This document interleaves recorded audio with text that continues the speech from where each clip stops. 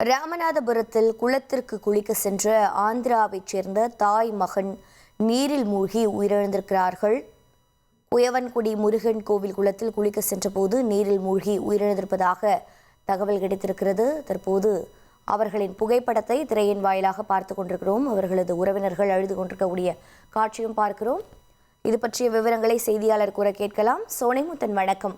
இந்த சம்பவம் தொடர்பான விவரங்கள் என்ன நடவடிக்கை மேற்கொள்ளப்பட்டிருக்கிறது? வணக்கம். அதாவது ராமநாதபுரம் அருகே சற்று முன்பதாக ஊரணியில் குளிக்கச் சென்ற ஆந்திர மாநிலத்தைச் சேர்ந்த தாயும் மகனும் தண்ணீரில் மூழ்கி பரிதாபமாக பலியாகிறார்கள். சாய்பாபா சிலைகளோடு வீடு வீடாக சென்று யாசகம் பெற்று வரும் இவர்கள் பலியான சம்பவம் பெரும் சோகத்தை ஏற்படுத்தியிருக்கிறது.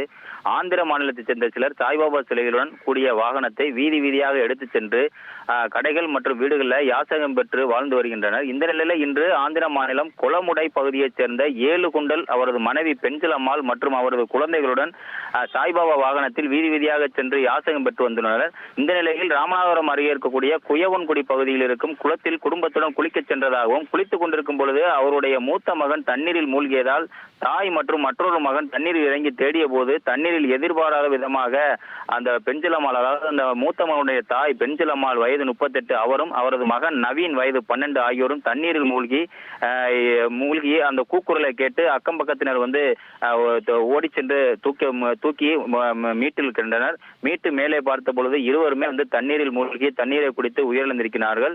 இதுல தாயார் பெஞ்சலம்மாளும் அவரது மகன் நவீனும் மூச்சு திணறல் ஏற்பட்டு உயிரிழந்திருக்கிறது தெரிய வந்திருக்கிறது.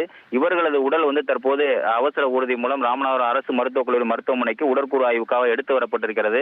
ஆந்திர மாநிலத்திலிருந்து யாசகம் பெற்று வாழ்ந்து வந்த தாய் மகனும் குளிக்க சென்றபோது தண்ணீர் மூழ்கி உயிரிழந்த சம்பவம் பெரும் சோகத்தை ஏற்படுத்தியிருக்கிறது.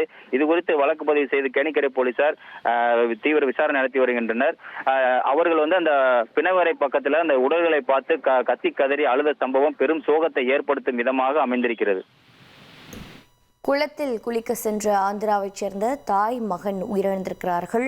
இது பற்றிய விவரங்களை செய்தியாளர் சோனைமுத்தன் வழங்கிட கேட்டோம். இனி செல்லும் இடமெல்லாம் செய்தி. தந்தி டிவியின் வாட்ஸ்அப் சேனலை ஃபாலோ பண்ணினா செல்ல இருக்கும் இடமெல்லாம் செய்தி.